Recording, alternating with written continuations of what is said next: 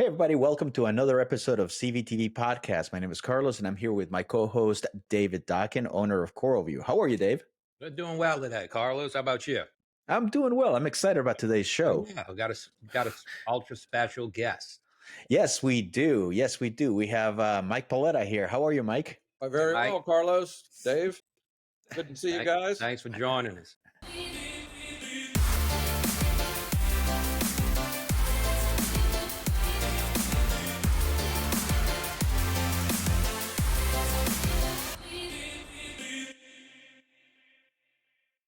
So, I wanted to welcome the listeners, everybody that's watching us, and everybody that's listening through the podcast. And today we're digging into something that kind of flips the old keep nutrients low, because it's all about keeping the nutrients low to add stuff to make the corals grow faster. So we're going to be talking about ammonium bicarbonate and what is it exactly and what it does to your SBS tank and LPS and other corals. There's not that much literature out there about this. No, I did the one article for Reef Builders probably a year and a half, maybe 2 years ago now. And basically what it was from is from looking at Sanjay's tank. Sanjay, he doesn't say he experiments a lot, but every now and then he'll make a tweak to his system that just bursts it up. I mean, he's had some unfortunate conditions happen lately, but for the last 25 years, he has grown corals faster than anyone I know. Mm. And one of the things he did while he does his research, because he does have a PhD, so he does do his research very firmly, and he doesn't do things willy-nilly like I tend to do. He tends to do a lot more research than I do. I tend to do research as I'm doing it on the tank. He does the research ahead of time. So in this regard, he was looking at the literature on coral nutrition, which is still one of the least understood aspects of the hobby. Fortunately, he's working at it. Andre Mueller, Reef Moonshiners, is actually photographing corals' feeding response to various foods right now, which should provide a lot of insight. Andrew Sandler is doing work on tanks full of corals and adding certain nutrients and certain foods to see how those corals respond. So in terms of the hobby, one of the things we're trying to understand better is coral nutrition. So from my point of view, coral nutrition, I really didn't even start to consider it until I started looking at Jamie Craig's work at spawning corals, and his introducing aggressive feeding of the corals and how the corals responded by then having enough energy to produce eggs and then spawned in his tanks. Now, most of us can keep corals alive. That's not the issue. The question is, are we providing enough energy and enough nutrition to where the corals get to the point where they have enough energy to produce eggs and to spawn? And that's what I have been striving for. And that's what Sanjay was actually looking at for the last year and a half. He was looking at growing his corals big enough, providing enough nutrition to see if he could get them to spawn. And in that context, he did actually get them to spawn. And when he would break off frags for me, we would look at the frags broken off, and you could see the packets of eggs and sperm in the frag bottom. So he did achieve this by dosing ammonia. But before he did this, as I said, he got into the research of it, and basically he found a couple of papers that basically showed corals are more aggressive at consuming ammonia than they are nitrate. Now, since the beginning of the hobby, the goal has always been don't have any ammonia in your tank. And the reason we didn't want to have any ammonia in our tank is ammonia converts into ammonium at higher pHs and higher alkalinity, and it's toxic to a lot of fish. So you don't want to have ammonia in your tank. But that's a converse of what the corals like. The corals like ammonia. The fish don't like ammonia. And what's interesting, I was looking back through one of my slideshows recently, and 12 years ago, there was actually a paper that came out in Nature magazine that showed that fish pee is actually conducive to corals' growth. That is, those areas that had higher concentrations of fish and consequently higher concentrations of fish urea and ammonia, those corals tended to grow faster than areas that were devoid of fish. So there is a fair amount of literature on this. One of the funny stories about this, though, is our old friend Dick Perrin, when the Magna was in Pittsburgh 20 years ago, as Dick Perrin was wont to do, was talking about his tanks. And one of the things that Dick was doing at the time, he would get in 1,000 little tiny Tridacna maxima and Crocea clams, the blue ones, the gorgeous ones, and he would grow them from dime size to bigger and sell them for a significant profit. And he was doing this in like record time. And Oh, don't go there. how are you getting clams to go so fast? Well, me and my son are peeing in the tanks every day. So everyone laughed about this, and everyone thought, this is bad and a joke. But everything goes full circle in this hobby. So now we're finding out that ammonia, and now some people are actually playing with urea. There was actually an article in Reef Builders on using a urea along with the ammonia Wow. to optimize the nutrient uptake of primarily SPS and some LPS corals. So having said that, I'm going to give a caveat. I don't want everyone going and peeing in their tanks now. Right. As a result, I know that's the least expensive way, and we're always trying to save money, but that may not be the best ticket for doing this. So, no, and I can't imagine my wife looking at me. What are you doing? yeah, your wife going, "Why are you getting up in the middle of the night?" "I'm going to feed the tank." Yeah, okay. And probably bad the night you have a couple of 3 beers. It could be overwhelm the tank with ammonia. So we don't know what the concentration is. We don't know if it's good. So I'm telling you honestly, don't try this at home. Don't be doing that kind of manipulation in the tank. So as a result of that, of Sanjay's research, approximately 2.5 years, I have gone to see Sanjay's tank at least twice a year, every year for the last 30 years.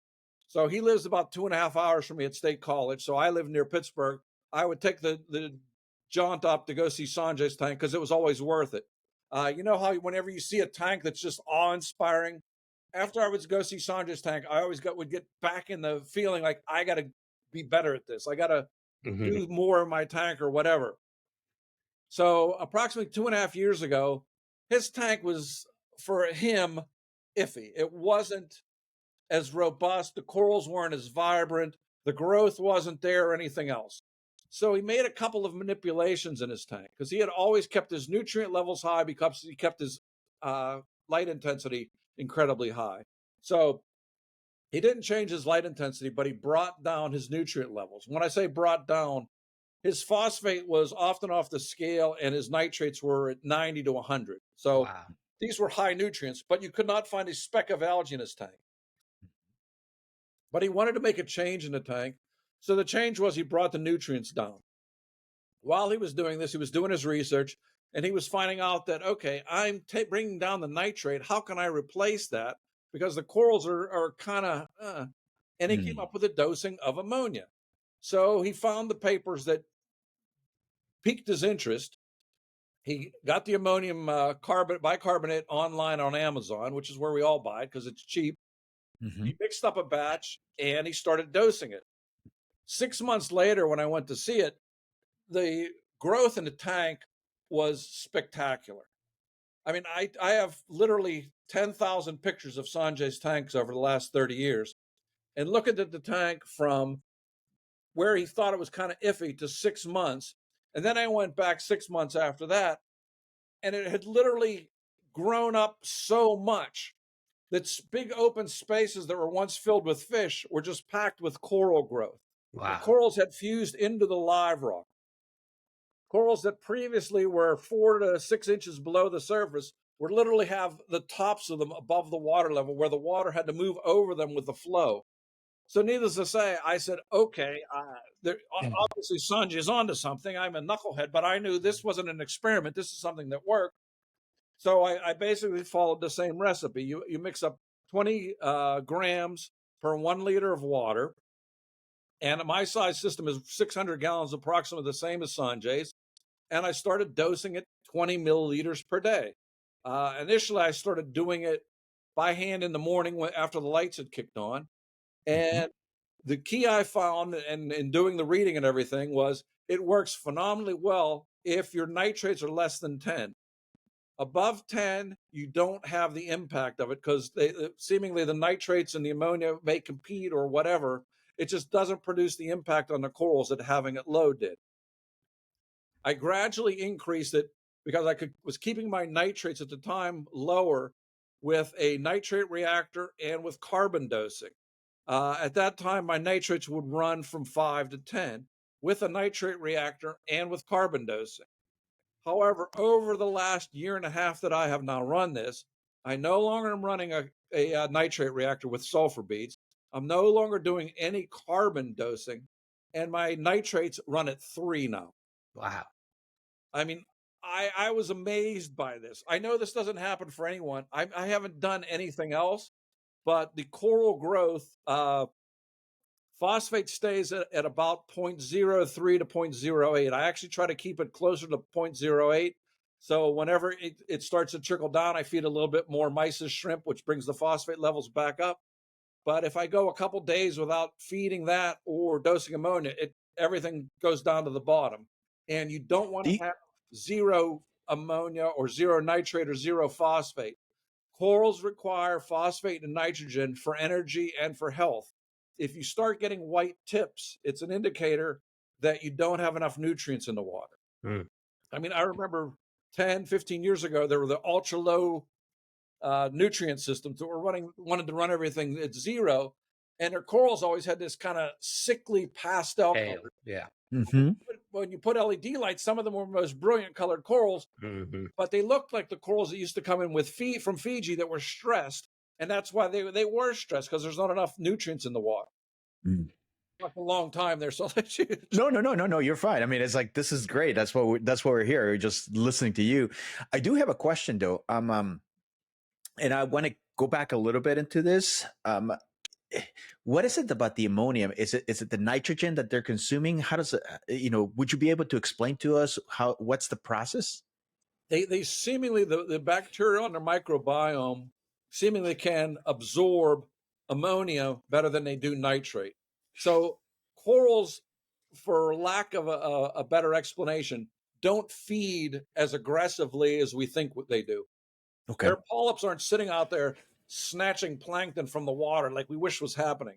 It seems that probably 80% or more of their nutrition comes from feeding on the bacterial biome encompassing them and the mucus that they have and what grows on that. So when water with ammonia comes into contact with that mucus or with that biome, it's absorbed onto it, and then it's consumed by the corals and by the zooxanthellae within the corals. So it's, from everything I've seen or read or look at, SPS corals are not as aggressive of feeders as are the LPS corals. So you don't really see that feeding response per se. We're still looking for it. I'm waiting for Andre, like I said, to capture, because he's looking at trying amino acids, various bacterial concoctions, phytoplankton, to see if those induce more of a feeding response. The same can be said with trace elements. We add trace elements to our tanks, thinking that those are also going to be directly consumed by the corals per se. But in reality, there's nothing in the literature that says corals take up trace elements directly. It's more that they consume the bacteria that are taking up the trace elements. So you still have to have the trace elements. I'm not saying don't do that, because obviously the success that Reef Moonshiners has and what it's been able to do in helping us bring the coloration on our corals better, it's more that the mechanism is being better understood, that it's the bacteria on the corals that are actually doing the work, and then the corals are taking it from that. Okay. So it's kind of like it's almost like the nitrogen cycle. The coral's taking advantage of that bacteria on the nitrogen cycle, and you're feeding that bacteria with ammonia instead of just. The corals may be better at consuming that ammonia, taking that ammonia from the water, because that's more realistically in the water. Because if you look at the level of nitrate in most reef systems, it's incredibly, incredibly low. But if they have fish around them that are excreting urea, ammonia is much more available. They can probably consume that and take that out of the water much more readily. It makes sense from a activity standpoint of what's available and what they can take out. Because people try to think that our reef tanks are just a small part of the ocean. Our reef tanks have nothing to do with how the ocean is. The amount of biomass we have in even a small reef tank compared to what's on a reef and how much water is around it is incomparable. So the corals are constantly bathed with very low, very, very low doses of phosphate and nitrate, or of nitrogen and phosphorus, versus in our tanks, they're bombarded with it. Consequently, the algae can take it up much more readily. Algae tends to take up nitrate over ammonia. Corals tend to take up ammonia over nitrate. Consequently, if you have a better ammonia to nitrate ratio, the likelihood of you having a algae outbreak should be less. Got it. So you want to increase the ammonia, but lower it's still lower that nitrate. That's what makes a difference by having the nitrates below 10. Right. That's why there is some debate now of, rather than using a ton of live rock with just a few corals on it, have a few pieces of live rock, but a lot of corals, and have the corals be the predominant mechanism for removing nutrients from the water rather than the live rock. So, I mean, Richard Harker did this 30 years ago. He had this huge 2,000-gallon tank, and he probably had 100 pounds of live rock in it, but he had all these corals that were just massively growing. I mean, he had Montipora capricornuses you couldn't fit your arms around. They were the predominant consumers of everything that was going on in the tank. And I mean, that's 30 years ago. He was already ahead of the curve. Yes. Mike, so for somebody that wants to start and implement this, how do they get started, and what do you recommend?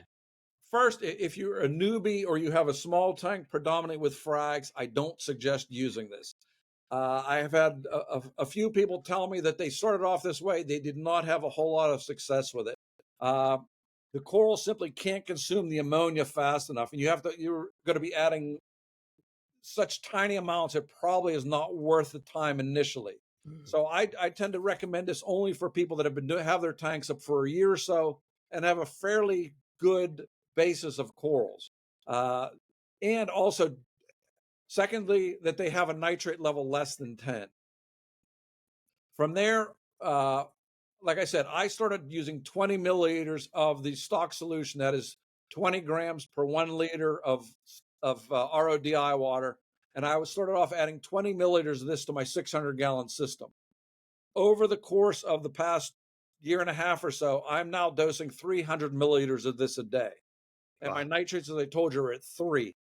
So I'm fairly confident that it can be consumed that way. Initially, you can get away with dosing this by hand when the lights come on. You don't want to dose the ammonia at night.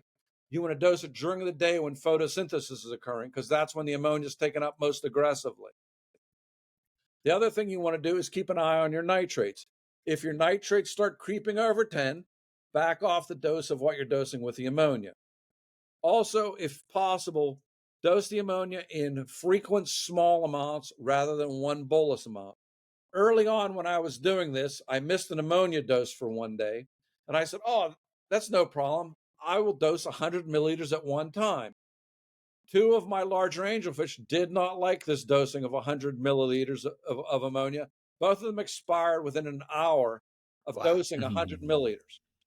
Now that the tank is thriving and the corals are growing, and I'm dosing 50 milliliters 6 times a day, I don't have any issues with that. But back then, if I would have dosed 50, I probably still would have had issues. It takes a while for your tank to acclimate. It seems to me that sorry to cut you off, but it was like it seems to me like the body, like when you try to go into low carb, no carb, and your body gets used to consuming what it needs from a source other than carbs. So it seems to be that it takes time for your tank, the corals, to start getting trained to use ammonia as a source, because otherwise they'll find it's like any other organism. Whatever is easiest for me to feed on, that's what I'm going to feed on at that particular time. Yeah, that's why one other thing I tell for people that are just starting out with this: do not expect an effect overnight. I love these people that come online and say, I dosed this and the next day it was No, I've never seen that. I have wiped out corals overnight. I've never had a coral like explode in growth overnight. With ammonia dosing, what I have found from myself and from talking to people, it takes 30 to 60 days till you'll start to see the effect. As with everything in this hobby, be patient. Yep. Literally 40 years ago, What? the talk. What's is that? Yeah, I know. 40 years ago, the first talk I gave in Toronto, I made the statement: nothing good ever happens fast in a reef tank. Only bad things happen fast. Mm-hmm. Nothing I have ever learned is truer than that statement. And I mean, I'm not a patient man, but one thing this hobby has taught me is patience. So if you can't be patient, if you think this is a TV set that you just turn it on and look at it and it's a dazzling show, you're going to be in for a disappointment. Plan on it taking you 30 to 60 months for the ammonia to have full effect. Primarily dose it only once the tank has been established and you have a good coral basis. Start off slow, keep an eye on your nitrates, and then gradually, when I say gradually, by 10 milliliter increments, bump it up. Even 5 milliliter increments if it's in a smaller tank. You don't need to add a ton of it, and you'll notice the difference. What will happen is a healthy coral is a growing coral. You'll start to see brighter and more elongated growth tips. That's what's telling you that's doing it. Even before that, in my tank, since I've fragged stuff off a lot, when I was dosing the ammonia, it used to take about 2 weeks for where I took a frag for it to grow over. Once I started dosing the ammonia, it was taking 6 or 7 or 8 days to grow over. That's when I knew I was getting faster growth because areas that were broken were growing over much faster. So even before you see the growth tips, before you notice the growth, you'll notice things that you break are covering over much faster. Question for you. You mentioned that you're dosing 50 milliliters every, at 6 times during the daytime, when the lights are on. Right. And off camera, you also mentioned that you've tested and the ammonia gets consumed. There's nothing in there. How are you testing? I have an ammonia probe and I have regular ammonia tests, and neither which show anything. The HANA test kit shows nothing. An hour or so after I dose, there's no ammonia left in the water. So I'm fairly confident that it's being taken up. Also, because the nitrates are now at 3, and I'm hoping I don't have to go to like 350 milliliters of ammonia. I'm not planning on going much higher than this. But if my nitrates start going, I might actually have to start dosing a little bit of nitrate. But I don't know if that's necessary or not. I mean, if it goes to 0, then, or like I said, I may add a little bit more. But what's interesting, though, is I've talked to probably 300 people that have now done this. And I've gotten, for the most part, rave reviews. I've had people tell me that they're now getting Acropora speciosus to encrust and grow, where before they dosed ammonia, they couldn't even get them to live. I have a fair number of coral farmers telling me they've switched to this because now they can meet the demand for the supply of some of the corals that they're growing. They used to be so incredibly slow growing. And the 3 people that did not report any success, they didn't report anything deleterious happening. What they basically said was, well, my nitrates are like 10, 15, 20. And when I was dosing, it didn't do anything. And as I said from the start, if your nitrates are higher than 10, and even at 10, you're probably not going to see as much of a significant result. The other thing is, in talking with them, I don't think they gave this enough time. I think they were expecting the 2-week miracle to happen and I stressed to them, look, this isn't going to happen for at least a month, probably 2 months, till you really start to see the full effect. In that regard, that's why I don't think so. And these are from people literally all around the world, because I talk to people everywhere, and everyone that I have spoken to has been pretty impressed with starting to do the ammonia dosing. I'd love to tell you I bought stock in ammonium bicarbonate and I'm making money off of this, but no. Yeah, no, I mean, I remember you told me a few months ago, about probably a year ago or so, and I started doing it. And I can tell you firsthand experience too, just it's insane. But for me, and I think for 75%, 80% of the hobbyists out there, my problem was keeping those nitrates low. And that was, for me, that was the kicker, because I've had systems where I can't keep nitrates, but this particular system that I am right now is kind of like a Russian roulette. You either get one or the other. Yeah. And this system I have right now was my nitrates were so high to the point that I had to install a sulfur reactor here, which I've had for a while. And now that sulfur reactor keeps my nitrates around 5. And I can tell you there is a difference. And I can tell you also, Mike, from personal experience, that if my nitrates go above 10, not only do I not get the colors that I want, I start to see the darker colors because the corals are getting a little darker, but I also start to see in cyanobacteria, maybe some algae. So it just, there's more than just the coloration of the corals. You see other things too. Yeah, I agree. I mean, nitrates over 10 in this system, it's not going to give you the effect that you want. I mean, some other things will take off, particularly like as we discussed, algae seems to prefer higher nitrates than do corals.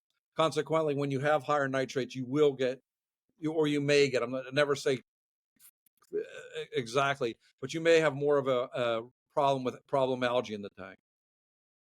Yes. Do you find a lot of these systems need to add nitrate as well as the ammonium bicarbonate? Most of them balance it out. I mean, I was running a sulfur reactor for 2 years prior to this. And simply when I started adding this, I just kept watching my nitrates drop. I had to take it off to clean it. And I waited a couple of weeks to see when I needed to add it. And I kept looking and there's nothing. And I let my carbon doser run out. And I stopped having to add vodka and vinegar to the tank. And I figured, okay, I'll wait and add that next.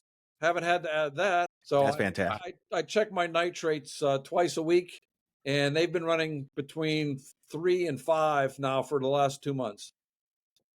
Yeah, so that's the key: patience and nitrates low. So just a little recap in here: don't do it if your nitrates are, it's not worth it if your nitrates are high. Definitely don't do it if your tank is less than 6 months old. It's just not enough. Don't do it if all you have is frag tanks. You have to have the load, and I'm talking about coral load, in order to consume that. Otherwise, it's just going to accumulate, and then you're going to head into big trouble. Yeah, you'll get toxicity in the fish because it's not going to absorb fast enough. Yeah, I mean, and when you're doing things like this, because I mean, obviously, I do a lot of, probably more than I should, as I admit, experimenting on the tank. Keep a log of everything that you're doing, particularly when you're starting off. You'll find out simple things that you did. If you kept a log, can help you go back, because very rarely do you make a change and the corals die overnight. Then you know directly what happened, but usually it's a week, 2 weeks later or so. You'll see this gradual decline of stuff, and you try to figure out what's going on. If you keep a log, you can go back and say, I did change that, and I can see this is going down, and this may be why this happened. I mean, I can't stress that enough, how many times the log has saved my bacon by letting me see what I did and what resulted. Because very rarely, like I said, does it happen overnight.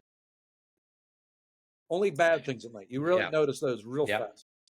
Yeah. So, Mike, it's always great to have you here. Do you have any new talks, any books or anything that you've published out? Anything that you want to share? I was actually working on a book, but I've pulled back because I simply haven't had enough time. I'm quote unquote retired, but I'm actually doing consulting for biotech companies that are starting out, and I'm working for 2 biotech companies, and that has consumed far more of my time than I had ever expected. But it's good. I love keeping busy. I still have 5 tanks. This time of year is gardening time, so I'm out in the yard all the time. Tomorrow night, I'm doing a podcast on reef bum about the future of the hobby with Andrew Sandler and with Sanjay. I'll be at Reef Retreat in 2 weeks, where basically they're trying to bring back the old days of the hobby, where we basically get together and basically talk about what we're learning, what we need to do. Things are, an educational program rather than a frag swap. Right. So that will be interesting to be at in Rhode Island. And what else? I have a couple podcasts coming up in Europe. So no, you're busy. Pretty busy, but I mean, this is what everyone say. This is actually what my career has been, is doing this. I do the other stuff so I can afford this. Thank you so much, Mike. Thank you, Mike. Appreciate your time. So, if your corals are looking pale and your nutrients are kind of clean, ammonium bicarbonate might be something for you, as long as you take all the precautions. Thank you again to all the listeners. Thank you again for watching us. If you like the show, please hit the thumbs up. If you are listening to us on Spotify, just go ahead and subscribe, and you'll be notified when the next episode is available. Thank you again for watching. Thank you, Dave. Thank you, Mike, and see you all next time. Thanks, Carlos. Thanks, Dave.